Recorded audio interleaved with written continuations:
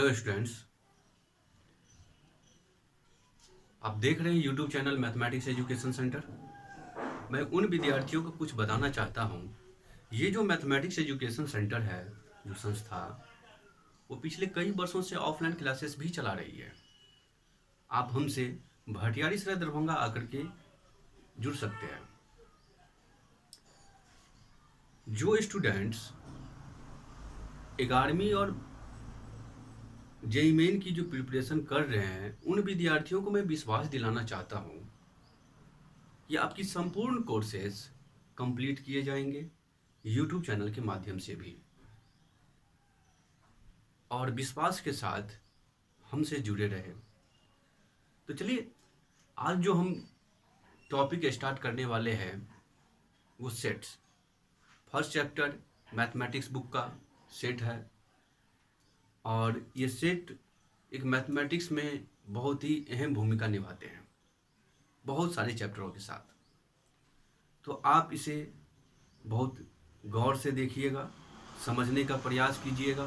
किसी भी प्रकार के डाउट हो तो आप हमें कमेंट बॉक्स या फिर व्हाट्सएप के माध्यम से संपर्क कर सकते हैं। मैं आपके सभी प्रश्नों का उत्तर हर संभव प्रयास करूंगा देने के। तो चलिए, पहले हम ये जान लेते हैं जो हमें सेट में क्या क्या स्टडी करना है।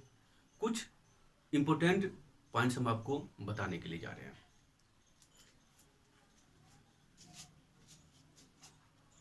सबसे पहले हमें उन टॉपिकों के बारे में जानना जरूरी है जो हमें सेट्स में समझना सबसे अति आवश्यक है। पहला, सेट का डिफिनीशन हमें समझना जरूरी है, और किसी भी सेट को आप लिखते कैसे हैं, उसे लिखने की जो सही तरीके हैं वो क्या है।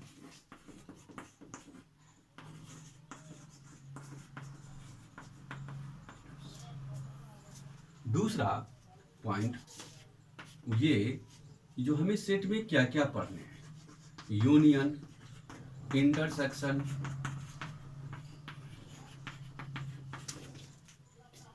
And complement, offset,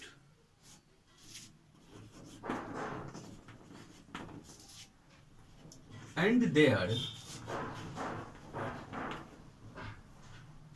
algebraic properties.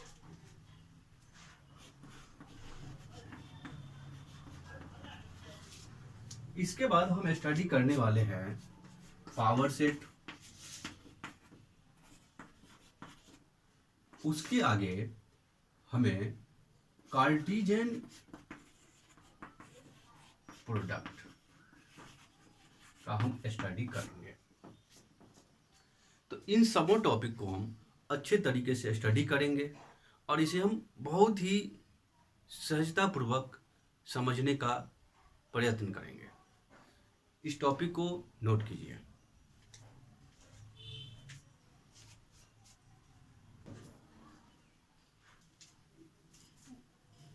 वो सभी महत्वपूर्ण पॉइंट्स के बाद अब हम सेट के डिफिनीशन को समझते हैं। सेट का जो डिफिनीशन है, अ सेट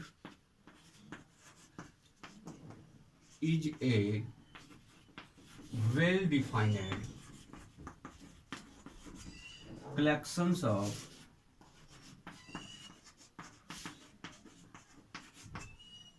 objects।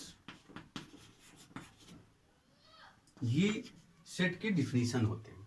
सेट का डिफिनीशन कहता है वो वर्ड जो सच्चाई है, जिसे हमें अरेंज करने में भी परेशानी ना हो, जिसका हम काउंटिंग कर सके।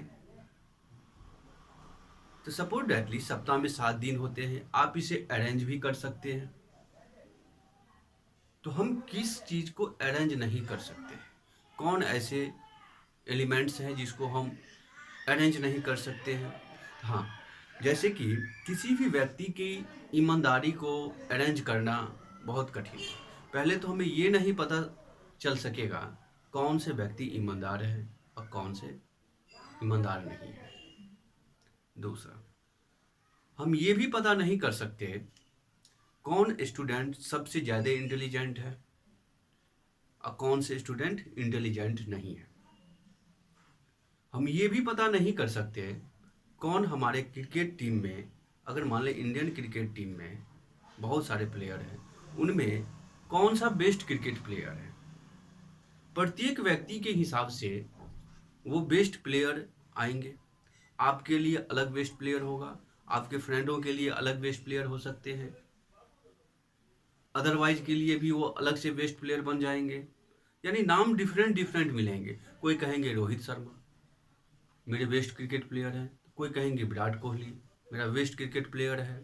तो इस सब तरीके से वो अलग अलग डिफिनीशन निकल के आते हैं। तो बेस्ट का भी डिफिनीशन प्रत्येक व्यक्ति के लिए अलग होगा, इंटेलिजेंट का भी होगा। तो ये सब वेल डिफाइंड कलेक्शन में नहीं आते हैं। तो वेल डिफाइंड कलेक्शन में वो सभी के सभी ऑब्जेक्ट्स आ जाएंगे जो आप जो बोलेंगे वो सभी को स्वीकार करना होगा और स्वीकार करेंगे। जैसे कि नेचुरल नंबर प्रत्येक व्यक्ति के लिए बराबर है। सूरज पूरब से उगता है, ये सबों के लिए मानने वाली बातें हैं, ये नहीं सच्चाई है। तो ऐसा तो नहीं है किसी एक के लिए पूरब से उगता है और दूसरों के लिए पश्चिम से, ऐसा भी नहीं है। तो चलिए कुछ सेट के अपना और भी रूल होते हैं। तो वो क्या रूल है उसको हम बारीकी से देखते हैं। The sets are always denoted by capital letter.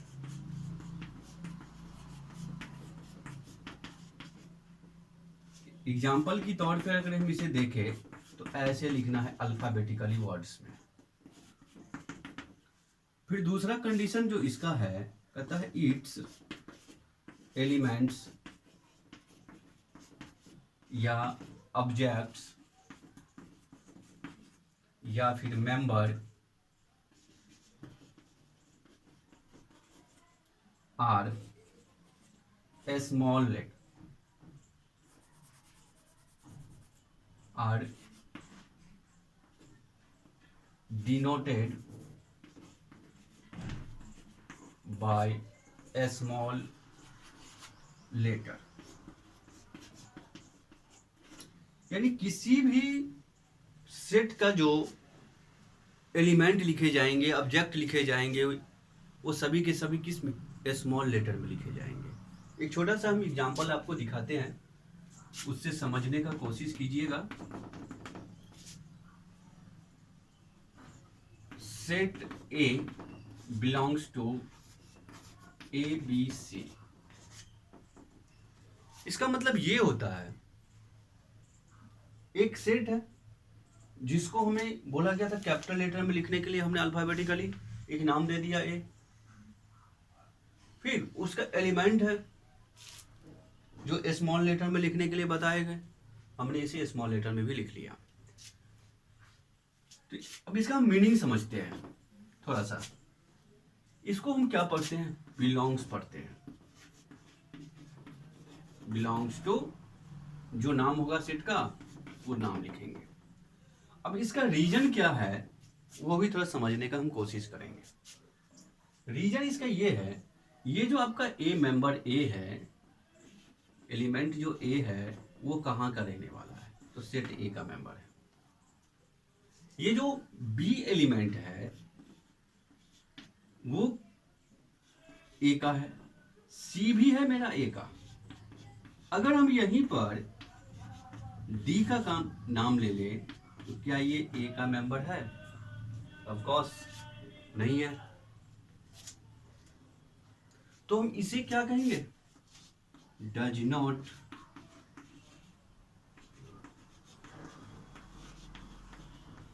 Belongs to. जो सेट होगा हम उसका नाम दे देंगे। किसी भी प्रकार की प्रॉब्लम तो नहीं है। तो कुछ हम यहीं पर एक सेट लिख करके हम दिखाते हैं, some sets are. Some sets are, यानी पहला सेट अगर हम ये बोल दें एन, यानी नेचुरल नंबर, प्राकृतिक संख्या, set of all natural number, set of all natural numbers. दूसरा ये भी हो सकता है सेट ऑफ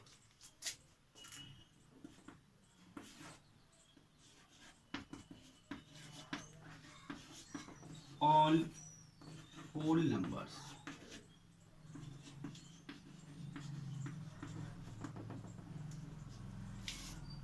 तीसरा ये हो सकता है सेट ऑफ ऑल इंटीजर।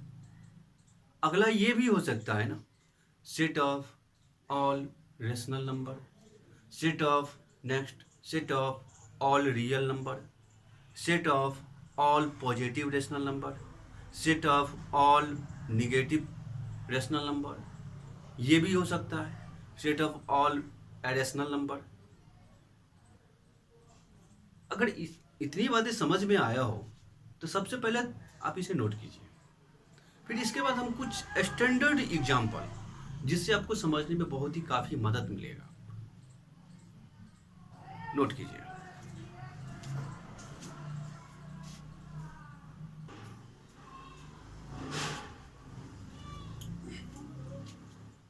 तो चलिए, इससे पहले हमने 2 सेट लिख दिए थे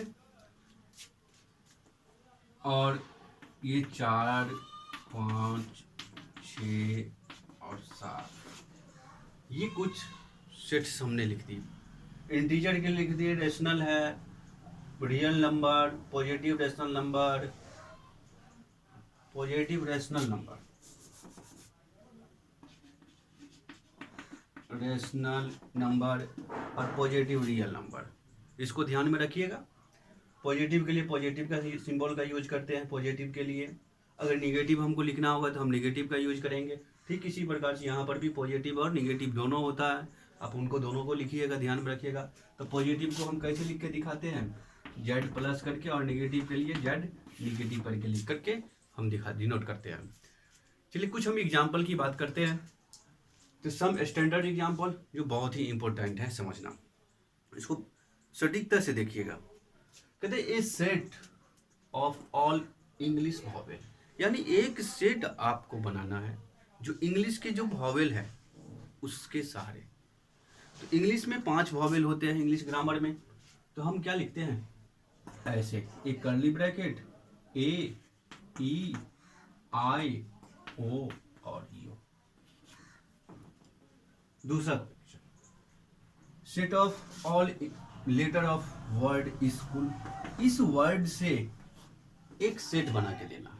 इनमें जितने भी वर्ड है ना उन सब के बीच में कॉमा लगा दो। अब यहाँ पे डबल ओ है, तो डबल ओ हम इसे 2 बार नहीं रिप्रेजेंट करेंगे। वो इसीलिए सेट कहता है अगर एक सेट के अंदर में कोई भी डबल लेटर हो या डबल एलिमेंट हो या डबल ऑब्जेक्ट हो एक ही, तो भी उसे काउंटिंग एक ही किए जाएंगे। जब काउंटिंग उसे एक ही किए जाएंगे तो हम डबल क्यों लिखें,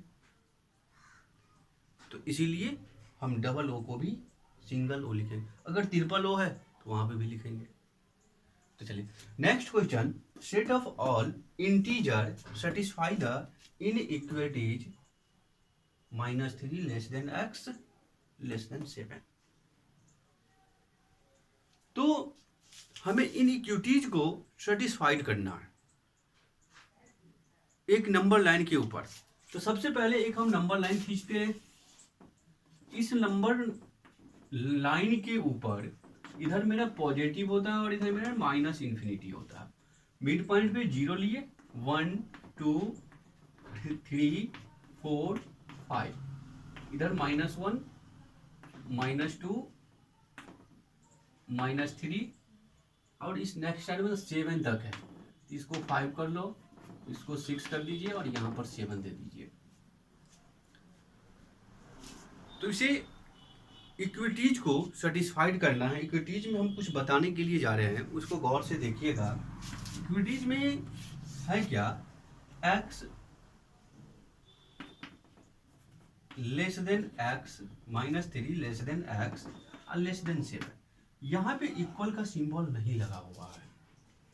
समझने के लिए छोटी सी बात है, इक्वल के सिंबल नहीं लगा हुआ है तो इसका मतलब हम -3 इधर से भी नहीं लेंगे, फिर इधर भी नहीं लगा हुआ है 7 को भी नहीं लेंगे। तो इसका मतलब ये हम -3 और 7 को छोड़ दे, बाद बाकी सबों को ले ले। तो कहां से कहां, इन दोनों के बीच वाले नंबर को लेना है। बीच वाले नंबर को ही हमें चूज करना है और लेना है। अगर इन केसली अगर हमारे पास -3 और ये इक्वल आ जाता, तब हम क्या करते, तब हम ये करेंगे कि यहाँ पर से -3 को भी सिलेक्ट करेंगे, लेकिन 7 का सिलेक्शन नहीं करेंगे क्योंकि यहाँ पर इक्वल नहीं लगा हुआ है। और अगर यहां पर हो जाता तो तब हम -3 को भी शामिल करते और 7 को भी शामिल करेंगे। किसमें, तो एक सेट में। चलिए यहाँ पे नाम नहीं दिया हुआ है तो हम एक अपना नाम लिख लेते हैं अपने मन से। -3 में यहाँ पे क्या है, इक्वल का सिंबल नहीं है तो -3 को मिस करेंगे। -2 -1 0 1 2 3 4 5 एंड 6। अगर इनसे अगर बोला जाए इक्वलिटीज बनाने के लिए तो हम कैसे लिख सकते थे, सेट एक नाम दे देते हैं डी। क्या करेंगे, -3 भी लिखेंगे, -3 -2 -1 0 1 2 3 4 5 6 7 है। अगर इसका कहेंगे तो क्या हो जाएगा, दोनों पोजीशन पर लगा हुआ है, -3 -2 -1 0 1 2 3 4 5 6 एंड 7। ऐसा इसका सेट हो जाएगा। क्या समझ में आया? चलिए, तो नेक्स्ट क्लास के लिए भी हम अभी डिसाइड कर लेते हैं जो क्या हमें पढ़ना है, सेट्स एंड देयर रिप्रेजेंटेशन। तो सेट की डिफिनीशन भी देख लिए और उससे संबंधित कुछ एग्जाम्पल्स है। अब हम बात करेंगे कल नेक्स्ट वीडियो में, नेक्स्ट क्लासेस में, वो ये कि एक सेट को लिखने की तरीका क्या है और कौन सा सेट सही है या गलत है, किसको हम सेट में रिप्रेजेंट कर सकते हैं और किसे नहीं कर सकते हैं, कौन सेट ट्रू है और कौन सेट फॉल्स है। इन सब बातों के लिए हम फिर नेक्स्ट वीडियो में मिलते हैं। अगर अच्छा लगे तो सब्सक्राइब और शेयर जरूर कीजिएगा।